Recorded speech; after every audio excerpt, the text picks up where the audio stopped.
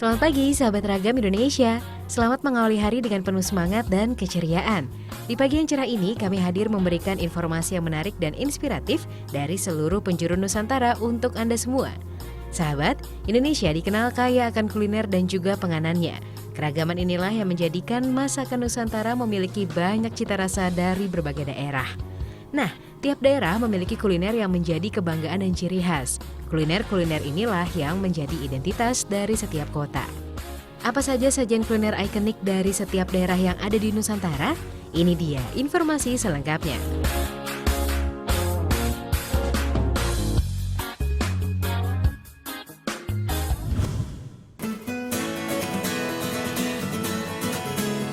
Yang pertama ada Kaledo.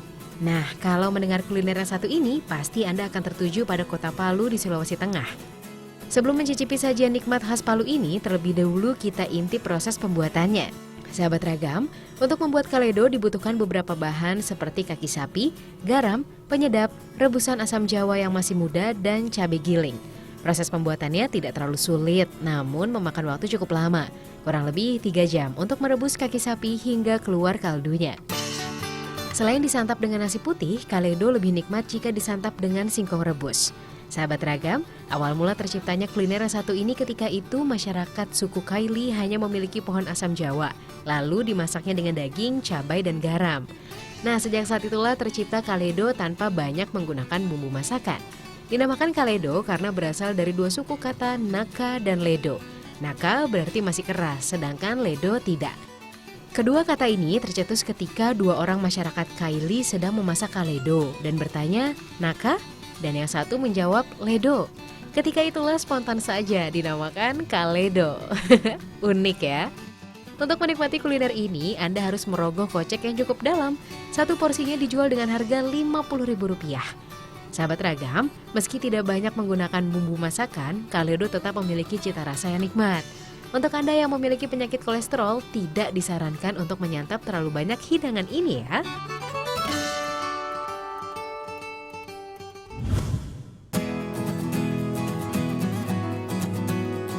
Setelah dari Palu, kini kita menuju ke Medan. Di sini ada kuliner khas dari tanah Batak yang sudah sangat terkenal di seluruh Sumatera Utara. Inilah arsik. Arsik adalah makanan khas tanah Sumatera Utara yang begitu primadona.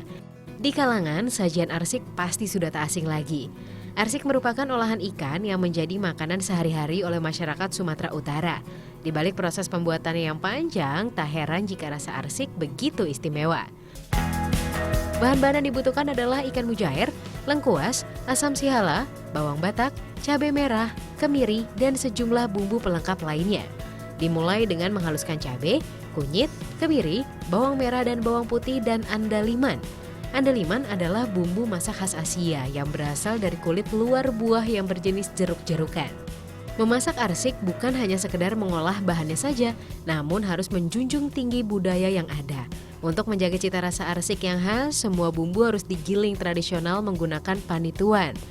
Jika bumbu sudah halus, masukkan bumbu kasar sebagai alas ke dalam air yang telah dipanaskan, mulai dari batang serai dan lengkuas. Selanjutnya, masukkan ikan. Berdasarkan cerita, arsik atau dalam bahasa Batak dikenal dengan deke nak niarsik, memiliki arti ikan yang dikeringkan. Pada mulanya, arsik yang banyak dibuat yaitu arsik ikan mas, karena ikan ini banyak terdapat di sepanjang Danau Toba. Setelah ikan dimasukkan, siram ikan dengan bumbu dan tunggu hingga air mendidih atau disebut dengan gur-gur. Jika ikan sudah setengah matang, dilanjutkan dengan menambahkan bawang batak dan diamkan hingga bumbu meresap. Keunikan lain dari masakan arsik yaitu masih menggunakan tungku dari tanah liat atau dalam bahasa Batak disebut dengan sisuban. Sahabat, ada makna kenapa ikan yang dimasak arsik tidak boleh dipotong. Ikan harus tetap utuh sampai disajikan, mulai dari kepala hingga ekor. Sisiknya pun tidak boleh dibuang. Ini melambangkan gambaran utuh kehidupan manusia. Tunggu hingga kuah arsik menyusut dan bumbu benar-benar meresap pada daging ikan. Arsik deke jair atau arsik ikan mujair siap menggoyang lidah Anda. Penyajian arsik juga disesuaikan dari jumlah ikan. Jika ikan yang dimasak lebih dari satu, maka posisi ikan harus sejajar atau beriringan menuju arah dan tujuan yang sama. Sehingga bila ada permasalahan dan rintangan yang menghalangi, dapat diselesaikan secara bersama oleh setiap anggota keluarga. Arsik tak hanya menjadi ikon kuliner khas Batak, namun menjadi kebanggaan tiap masyarakatnya untuk dirasakan bersama-sama.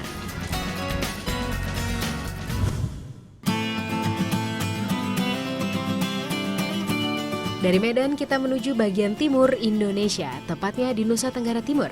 Di sini terdapat kuliner yang sangat khas, yaitu jagung bose. Masakan tradisional ini menjadi makanan pokok pengganti nasi. Menurut tradisi warga Timor, jagung bose hanya dibuat dari jagung putih. Sebetulnya tidak ada perbedaan yang signifikan antara jagung putih atau kuning. Hanya saja jagung putih biasanya terasa lebih manis. Sesuai dengan namanya, jagung bose berarti jagung yang dibosekan atau dilunakkan. Untuk mengeluarkan kulit luar jagung, jagung ditumbuk dengan lesung, kemudian diayak untuk mengeluarkan sisa kulit jagung yang terkelupas. Di Nusa Tenggara Timur, terutama di suku Boti, membuat jagung bose dilakukan oleh kaum wanita secara bersama-sama. Awalnya kupas jagung terlebih dahulu, setelah mendapatkan bulir jagung kemudian tumbuk pada lesung. Proses penumbukan dilakukan oleh 2 orang di mana masing-masing saling bergantian. Setelah selesai, jagung diayak untuk memisahkan ampas jagung sisa dari hasil penumbukan. Setelah itu, rebus jagungnya. Di sini semua alat yang digunakan masih tradisional, termasuk tungku perayan dan juga wadah untuk merebus jagung, yaitu menggunakan buah yang telah kering. Merebus jagung bose memerlukan waktu sekitar 1 jam. Jagung bose lebih lezat jika jagung dimasak dengan menggunakan kayu bakar. Terakhir, tambahkan sedikit garam dan irisan daun pepaya untuk menambah cita rasa jagung bose. Setelah matang, jagung bose siap untuk disantap. Rasanya yang gurih dan teksturnya yang lembut sangat tepat jika Anda menikmatinya saat makan siang.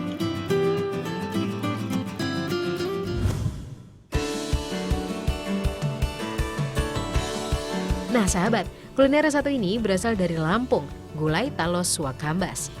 Ini adalah campuran tanaman umbi talas dengan daun kambas yang menjadi salah satu identitas Lampung Barat. Talas adalah umbi sayur yang bisa dimakan dalam berbagai resep di seluruh dunia. Sementara kambas adalah sejenis tumbuhan merambat yang banyak ditemukan di sekitar Lampung Barat. Proses pembuatan gulai talos dimulai dengan memilih batang talas dengan ukuran yang sedang. Tumbuhan ini hampir bisa ditemukan di setiap rumah di Kabupaten Lampung Barat. Ada banyak jenis talas yang hidup di Indonesia, namun hanya jenis talas tertentu saja yang bisa diolah menjadi sayur. Masyarakat luas lebih mengenal dengan sebutan talas sayur. Talas sayur memiliki rasa yang lembut saat diolah menjadi masakan. Selain itu, talas sayur merupakan sumber yang baik dari vitamin A dan C. Kandungan seratnya yang tinggi membuat talas sayur baik untuk melancarkan pencernaan. Bersihkan batang talas dengan membuang bagian kulit terluar. Potong menjadi beberapa bagian, cuci bersih dan talas siap dimasak. Panaskan air secukupnya, masukkan bumbu dan diamkan hingga air mendidih. Jika sudah, masukkan potongan talas sayur, santan dan biarkan hingga batang talas menjadi lunak. Campurkan talas dengan daun kambas, diamkan beberapa saat dan angkat. Gulai talos suakambas memang nampak sederhana, namun bagi masyarakat Lampung Barat, olahan yang satu ini merupakan kebanggaan sekaligus identitas budaya yang terus dipertahankan.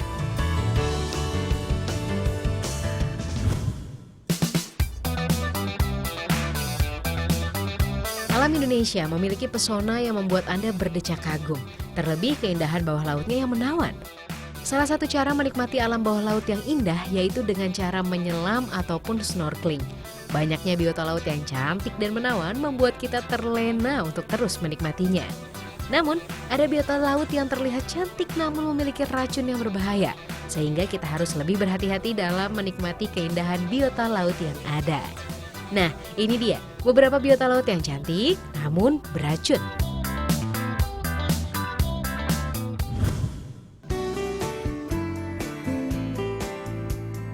Yang pertama ada lionfish. Setiap melihat ikan ini, kita tidak akan berhenti terkagum-kagum. Siripnya, warnanya, gerakannya memang tepat kalau dia dinobatkan sebagai ikan yang paling cantik. Dan sekaligus paling ditakuti. Ini dia yang bikin banyak ikan dan pemangsa menjaga jarak dari ikan yang satu ini. Bukan karena galak, tapi karena dia punya racun yang berbahaya. Meski tergolong perenang yang lambat, ia mengandalkan warna tubuh dan juga racun yang dimilikinya untuk bertahan dari pemangsa. Sahabat, jangan terkecoh dengan warnanya yang aduhai dari gerakan siripnya ya. Soalnya racunnya itu justru ada di bagian sirip dada dan punggung yang jadi penghias si ikan singa. Racun pada ikan lion ada di sirip dorsal. anal dan pelvic di sepanjang punggungnya yang berfungsi sebagai pertahanan terbaik untuk mengusir predator atau pengganggu. Racun ini mengandung protein neuromuskular dan asetilkolin. Jika manusia yang terkena racunnya, maka ia akan mengalami mual-mual, demam tinggi, dan sesak nafas. Bahkan ada yang sampai masuk rumah sakit. Meski tidak menyebabkan kematian bagi manusia, racun lionfish tetaplah berbahaya. Oleh sebab itu, waspadalah saat menikmati keindahan bawah laut yang mempesona karena lionfish ada di mana-mana.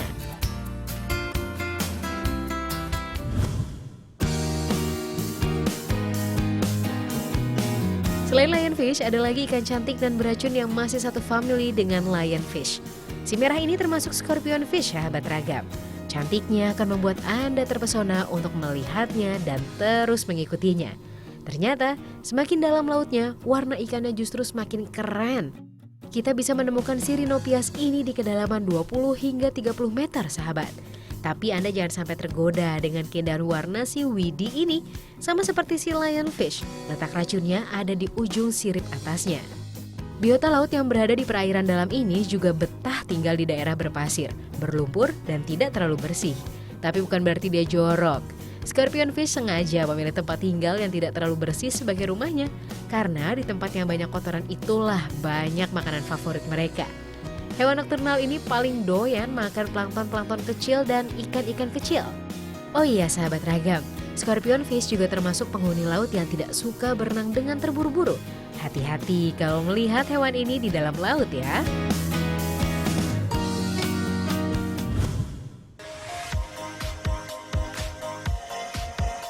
Satu lagi biota laut yang cantik namun beracun.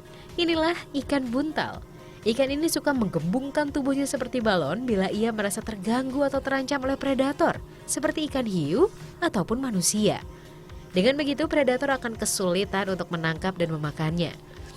Bagian tubuh yang dibesarkan ikan buntal ini adalah bagian lambung pencernaan mereka. Setelah membesarkan tubuhnya, mereka akan berenang terbalik. Ukuran tubuhnya bisa 2 atau 3 kali lipat besar dari ukuran normalnya. Dan saat menggembung, duri-duri beracun pada tubuhnya keluar dan mengeras. Sahabat, coba perhatikan siripnya yang bergoyang. Lucu ya? Sirip itu adalah alat penyeimbang si ikan ketika sedang berenang. Hewan yang aktif pada malam hari ini memiliki penglihatan yang sangat baik. Dia bisa melihat mangsa atau musuh dengan mata yang besar dan bulat seperti ini. Kalau mau dimangsa, dia dengan sigap langsung membulatkan tubuhnya. Racun pada ikan buntal sangat berbahaya jika termakan oleh manusia, bahkan menyebabkan kematian.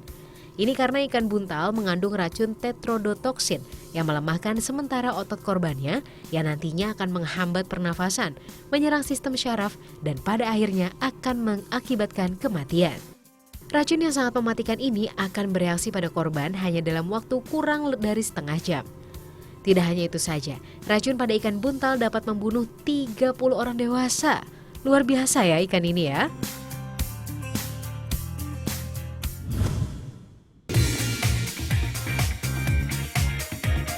Masyarakat Indonesia selain terkenal dengan kegigihannya juga memiliki banyak inovasi dan kreativitas. Hal ini ditunjukkan dengan banyaknya produk-produk yang lahir dari memanfaatkan sumber daya alam yang ada di Nusantara. Salah satunya hasil kreasi yang berasal dari pisang. Tanaman kaya manfaat ini tumbuh subur di alam Indonesia. Dari buah, daun, batang sampai pelepahnya bisa dimanfaatkan. Salah satunya jadi topi keren ini. Ya, inilah topi berbahan pelepah pisang. Unik ya? Tekstur dari pelepah pisang sangat indah dan alami banget. Jadi makin gaya deh pakai topi pelepah pisang. Penasaran ingin tahu cara buatnya? Langsung saja kita ke tempat pembuatannya di Gresik, Jawa Timur. Dari ratusan jenis pisang, hanya ada 3 jenis yang bisa memenuhi syarat, yaitu pelepah pisang gepok, pisang raja, dan pisang susu. Pelepah pisang dari ketiga jenis pisang tadi sangat fleksibel dan punya tekstur yang bagus. Kandungan air di pelepah pisang masih tinggi, jadi untuk mengurangi kadar airnya kita harus jemur terlebih dahulu. Jemur dengan panas matahari stabil selama 10 hari. Ini agar penguapan airnya merata sehingga kandungan air akan hilang sampai 80%. Setelah kering, potong bagian pinggir pelepah pisang. Jadi lebih keren kan? Setelah dijemur, pelepah pisang disiram air lagi. Ini dilakukan untuk membersihkan kotoran dan debu. Selain itu dapat menjaga kelembapan supaya tidak mudah patah. Pencucian ini cukup menggunakan air saja. cuci sampai beberapa kali hingga bersih. Setelah itu jemur kembali pelepah pisangnya. Nah, sekarang siap untuk dikreasikan. Pelepah pisang akan kita lapisi bahan spons dan kain puring. Lem bahan sponsnya terlebih dahulu biar kuat daya rekatnya. Lapiskan lem di pelepah pisang, lalu rekatkan pelepah pisang di bahan spons. Supaya rapi, potong bagian pinggirnya. Sekarang gunting kain puring sesuai pola. Lapisi dengan lem, lalu tempel kembali di bahan spons. Oke, tahap penempelan sudah selesai. Sekarang jahit bahan agar semakin merekat kuat. Saatnya menggambar pola di atas lapisan pelepah pisang. Setelah itu, potong mengikuti gambar. Rangkai potongan pola lalu jahit menggunakan benang. Sahabat, benang jahitnya ini unik loh, karena juga terbuat dari pelepah pisang.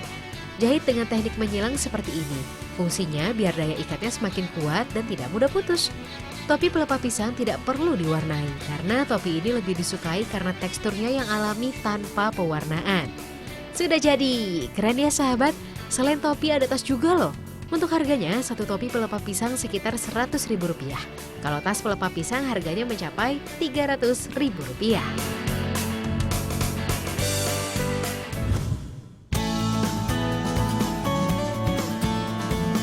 Sahabat Ragam, bedak tidak cuma digunakan untuk mempercantik kulit wajah saja loh, tapi bisa juga melindungi kulit kita dari sengatan sinar matahari dan polusi. Seiring perkembangan zaman, bedak padat lebih banyak disukai orang dibandingkan bedak serbuk karena penggunaannya jauh lebih mudah dan praktis. Nah, ada yang unik nih dari bedak ini. Bedak padat ini terbuat dari bahan alami dan aman untuk tubuh. Bedak buatan dalam negeri ini dibuat dari ekstrak bunga dan buah-buahan tropis. Dijamin cocok deh dengan kulitnya orang Indonesia. Siapa sih yang tidak kenal sama bunga yang satu ini? Di balik penampilannya yang anggun, bunga sepatu juga menghasilkan minyak yang bagus untuk kulit loh. Kandungan asam alfa, hidroksi, dan juga asam amino pada minyak bunga sepatu diketahui mampu mengangkat sel-sel mati dan memberikan nutrisi pada kulit. Sehingga kulit bisa tetap sehat dan tidak cepat keriput. Untuk mendapatkan minyaknya, caranya kita panggang dulu bunganya. Panggang sampai kurang lebih 18 jam sampai bunganya benar-benar kering. Sama seperti bunga sepatu, buah duku juga bagus untuk kulit. Buah duku digunakan sebagai pengganti buah langsat yang panennya musiman. Buah duku kaya akan vitamin C yang merupakan antioksidan alami untuk melindungi kulit dari radikal bebas. Untuk mendapatkan kandungan vitamin C pada buah duku, caranya cukup dengan mengambil sarinya menggunakan tambahan air. Ekstrak bunga dan buahnya siap. Bahan-bahan inilah yang akan digunakan untuk membuat bedak padat. Proses pembuatan bedak padat di tempat ini tidak jauh beda dengan pembuatan bedak pada umumnya. Bedanya cuma di bahan yang digunakan saja, karena bedak di sini menggunakan pelengkap rempah alami. Selanjutnya ayak serbuk bedak yang sudah jadi ini. Proses pengayakan dilakukan sebanyak 2 kali menggunakan mesin dan juga manual. Tujuannya untuk memastikan serbuk bedak benar-benar halus dan tidak ada gumpalan. Lanjut dengan proses pencampuran yang kedua. Kali ini campurkan serbuk bedak dengan bahan-bahan cair, mulai dari vitamin E, SPF, parfum, hingga ekstrak bunga sepatu dan buah duku tadi. Proses ini sangat penting dalam pembuatan bedak padat karena bahan baku cair digunakan sebagai pengikat serbuk bedak supaya mudah dicetak. Bedak padat ini sangat praktis sahabat. Ukuran wadahnya tidak terlalu besar dan juga dilengkapi dengan spons dan kaca, sehingga mudah digunakan kapanpun dan dimanapun. Selain itu, kelebihan dari jenis bedak padat ini adalah dapat menyerap sekaligus mengurangi minyak pada wajah dengan lebih cepat. Jadi cocok banget buat kulit berminyak di daerah tropis. Tapi ingat, untuk jenis kulit tertentu yang sensitif, sebaiknya jangan memakai bedak ya, biar tidak alergi.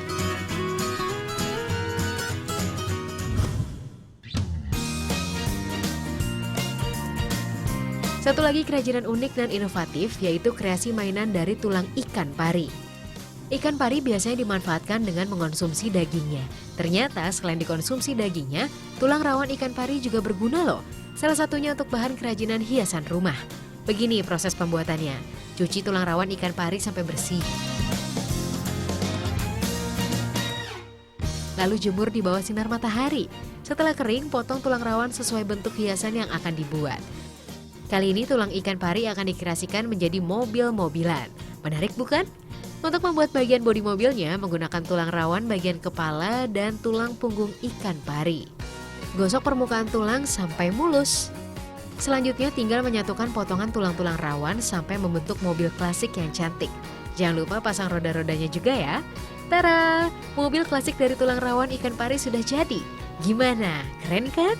Selain mobil-mobilan, masih ada mobil lainnya juga loh, termasuk gelang-gelang ini.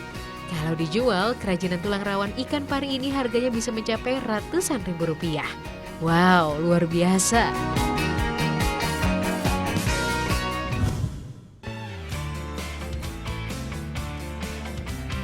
Sahabat Ragam, jangan kemana-mana ya, karena setelah ini masih ada yang menarik untuk Anda saksikan.